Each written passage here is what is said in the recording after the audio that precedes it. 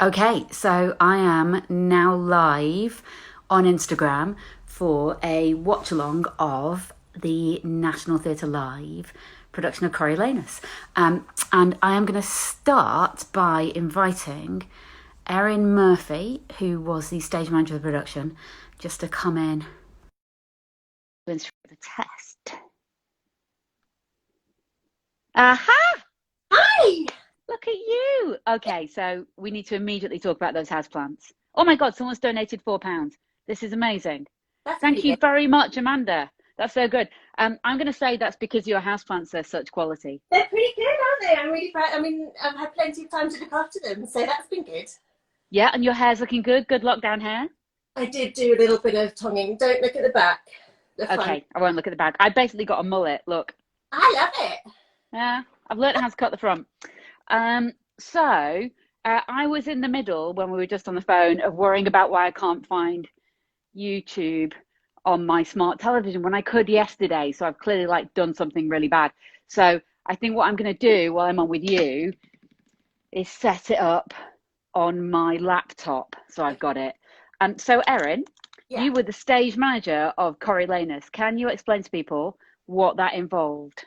I was the deputy stage manager. So at the John Marr, you have a team of three people: Hmm. the stage manager, the deputy stage manager, and the stage manager. So I was the deputy stage manager. That means that I am in rehearsals the entire time with the company and the directors, and my job is to ensure the easy and excellent and high quality communication between the rehearsal room and the team that's working on that. So that's the producers, the lighting designer, the sound designer, the set, the stage management, everybody. So everybody knows what's going on at all times, because not everyone can be in the rehearsal room at the same time, obviously.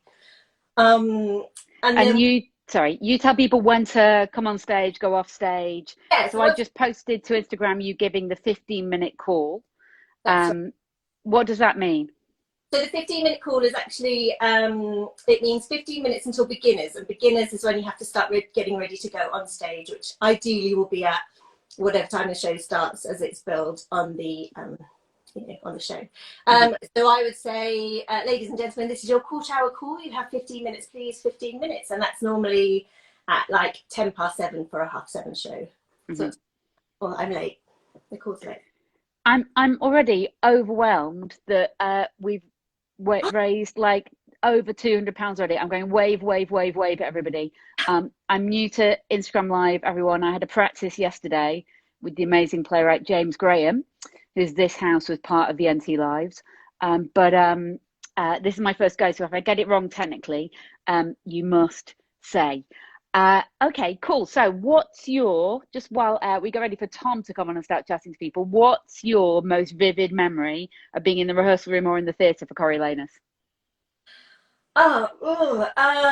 The fight, I think, is the longest standing memory. We rehearsed that in intricate detail. Like, Tom was such a perfectionist about it, and he and Hadley were just so professional and so brilliant in the way that they looked forensically at every part of the fight. And then on stage, it was really electric every night, not least because sometimes the sword would break, and we would Sometimes the sword would break. One evening the sword broke. I'm going to get that story out of Tom later. Yeah, the sword broke.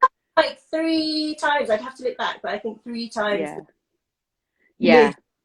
Nobody was hurt, but I did see it happen once, and it did a sort of, in your director's brain, it does a slow motion thing where it goes through midair. That was a thing. That was a thing. It's a scary thing. It's a really scary thing. Not least because, especially in the Donmar, the audience is what, 2 feet away from you. You know. Yeah. Yeah. Yeah. That's a good thing for people to remember, actually, as they watch this evening. The Don Mar only seats 251 people, 20 standing. And that means nobody goes back any further than 4 rows.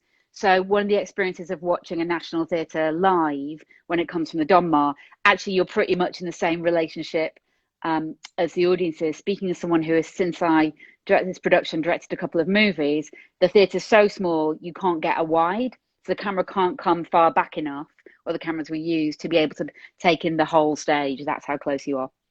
On this one, we had a crane, didn't we? It was one of the first times that they used a crane that dropped in, or They like. did use, was that this one? Yeah, what they definitely did when you watch the fight scene between Tom and Hadley is the cameraman, we persuaded him to jump on stage and kind of get really in there and shoot it. So that was very, very cool.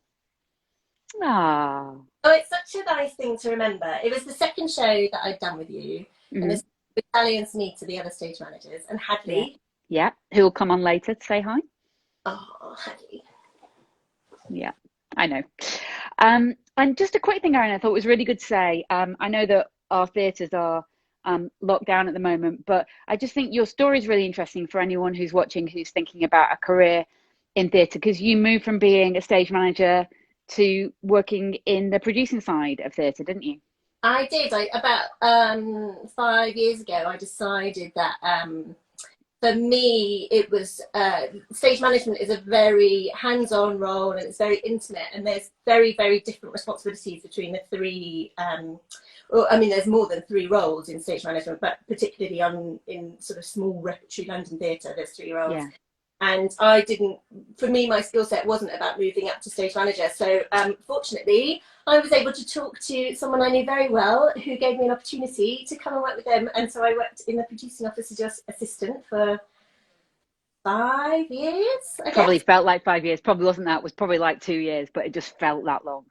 And then we did the film, and we went to Broadway, and yeah, it's just been an amazing opportunity for me. Yeah. It's quite difficult for stage managers to get out because we have so many diverse skills and transferable skills, but it doesn't necessarily relate exactly to something else within the theatre landscape. So yeah, I'm so lucky. There you go. So even though our theatres are closed at the moment, it's still a great place for careers when they reopen. I don't want people who are starting out or graduating to be discouraged. Yes, exactly. Sunita will say the same later. I think you're going to talk to her, but we're really interested in seeing more diversity come into stage management. So if you have any questions, feel free to shoot her a question, and we can talk to you as much as possible. They can message you on Instagram. Exactly. But mainly with questions about serious careers in the theatre, not with questions about flying swords. Well, I mean... Well, don't know. Very good. All right, Erin, I'm going to see if I can find Tom Hiddleston. Lots of love. Great to see you. Take care. Bye. Off. Okay, so Erin's popping off now. I am enormously touched by people who have donated already. Thank you so much for that. That is so brilliant.